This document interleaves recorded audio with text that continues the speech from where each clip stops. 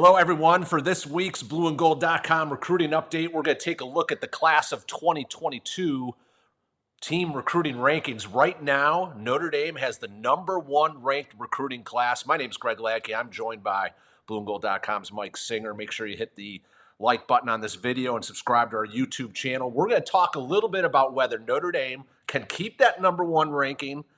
And if not, what do they have to do to get to that goal that Coach Kelly talked about during the offseason of a top 5 recruiting class? So first off, Mike, a great start for Notre Dame, but what do you think about their chances in ultimately holding on to that top spot? Got to be pretty slim, Greg.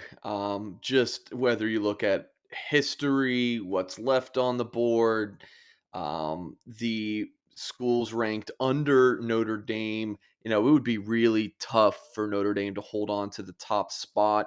See on the graphic, Alabama has 16 commitments, average star ranking of recruit 3.88. They are coming. I think it just in a couple, 2 or 3 more commitments, they might be at that top spot. Penn State closing in on Notre Dame, although I do feel like Notre Dame will have a higher ranked class than Penn State when it's all said and done. But there's just a lot of schools, Greg, that they're going to get more commitments. You see Georgia with 17, Ohio State. They haven't landed a commitment in quite some time. Look at that average star ranking per recruit of 4.07. That's significantly better than Notre Dame's 3.71. Florida State, LSU, Texas A&M. Once those schools get up to 20 commitments or so, and you guys got to remember Rivals takes into account your top 20 commits of the class. So if you go over 20, you don't get like extra bonus point. It caps off at your top 20 guys. So I think things will start to even out. Notre Dame's had the top class in the country per Rivals since August when the Irish landed C.J. Williams and Tobias Merriweather in the same week. So, definitely a great class. Not trying to take anything away from that, but I think top 5, Greg, is more obtainable to look at right now. Yeah, there's some powerhouses down in that 6 to 10 range with still a lot more commits to get before they hit that 20 threshold. Notre Dame's next 5 commitments, if they were to get up to 5 in this class, by the way, would be replacing a 5.7 high 3-star. That's 90 points. So you'd have to take the difference in the point value and then Right. add it to Notre Dame's current total, which is 2,408 points. So that point total right there for Notre Dame is actually higher than each of the point totals they've gotten in the last 5 years. So they're off to a good start. They're going to have a better class. And it's just a matter of where they ultimately end up. That top 5 goal, the number 5 class in the country the last 5 years, they have averaged 2,718 points. So, Mm. Mike, I kind of went through some numbers and let's talk about just a few of the guys on the board that Notre Dame is still involved with. Obviously, the Walker Howard news that he was planning on visiting. You have Anthony Lucas, Hero Kanu, Xavier Nwankpa, Austin Osprey. Those guys, Billy Schrouth, still out there. I guess for me, go through some of those guys you feel like have a really good chance, and we can look at whether Notre Dame hits that 2,700 point mark.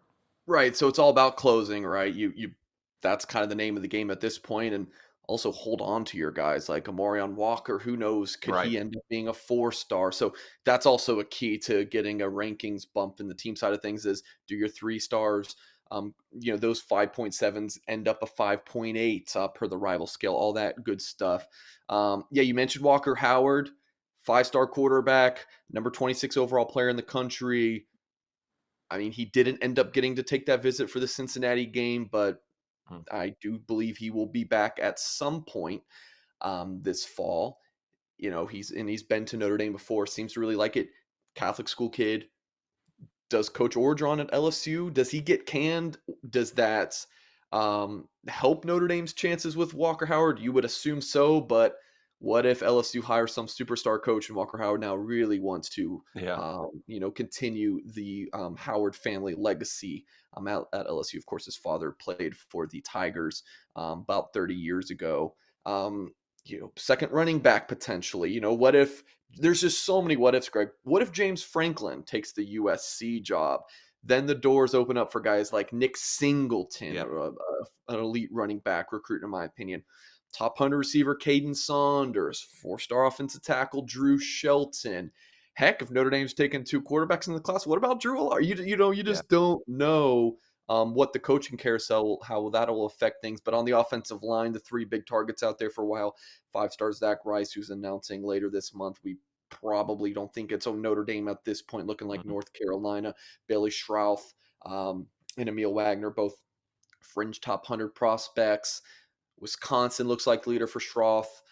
And with Wagner, Kentucky actually seems to be the favorite there, but not ruling out Notre Dame for either of those prospects. On the defensive line, you mentioned Hero Kanu. He's a top 100 player. Anthony Lucas, a top 100 player. Mhm. Notre Dame's going to be hosting both of those guys October 23rd for the USC game. Kanu's is actually going to be official visit. Xavier Wonkpa. If Notre Dame's going to add another 5-star recruit in this class, I think Wonkpa might be the most realistic at this point. The number 1 safety in America. He's also visiting for that USC game. Iowa seems to be the leader there. So Notre Dame is in the mix for a lot of these high-profile recruits late. But most of the guys I just mentioned right there, it's like, all right, Notre Dame's running second. You Yeah. gotta make it on top for Notre Dame to land a top 5 class. It's gonna be tough.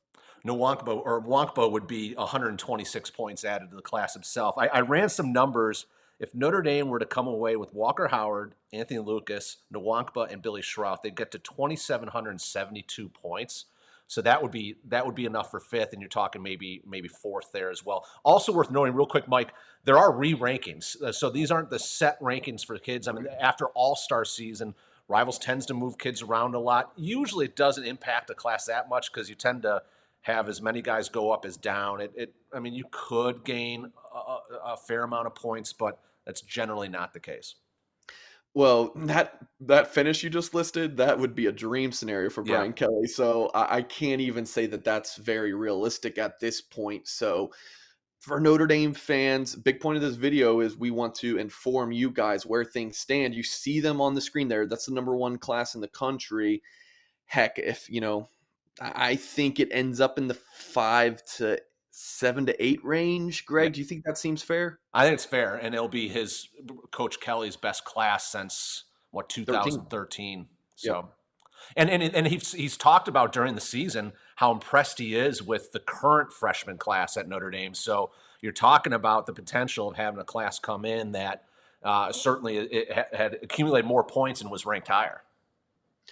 Greg, I mean, you look at the 2021 class, and the guys in it, Joe Alt, Mitchell Evans, playing a big role on this team this year at left tackle and tight end respectively. Would not have predicted that. So there's just guys like Blake Fisher, you felt like would be a guy who plays right away. Here's the Of course, 2020. I'll load up the 2021 class, by the way. yeah, That was 20. yeah. So that was kind of there were some guys who felt like pretty clearly would be guys who would help out. Styles, Buckner, we felt would get some playing time. But you didn't predict Mitchell Evans. We didn't think Logan Diggs would be needed in crunch time. Like Buckner and Diggs were back there at running back and quarterback, and on the road against Virginia Tech. That's just not something we would thought would be happening. Kane Barong is not redshirting. He's been playing special teams and tight end now.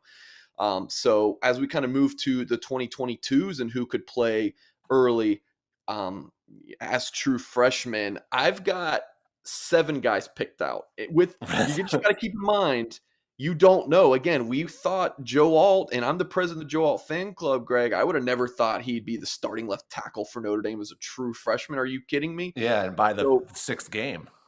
Yeah, exactly. And of course, the injuries have been a huge part of that. But the dude, like, even if Blake Fisher were back right now, I feel like Joe Alt is a starter on this offensive line. There's definitely 2 we agree on, Greg. CJ Williams, I feel like, is a ready made wide receiver, 6'2, 190 pounds from modern day high school. He's played against high level competition, whether it's on the other side of the field or in his own practices, all sorts of Division I talent. He's playing in the Trinity League in Southern California.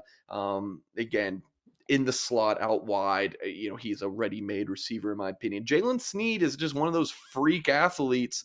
Borderline 5-star player. I personally feel like I've seen enough of him in person to believe that should be a 5-star prospect. We will see what Rivals ends up doing with him.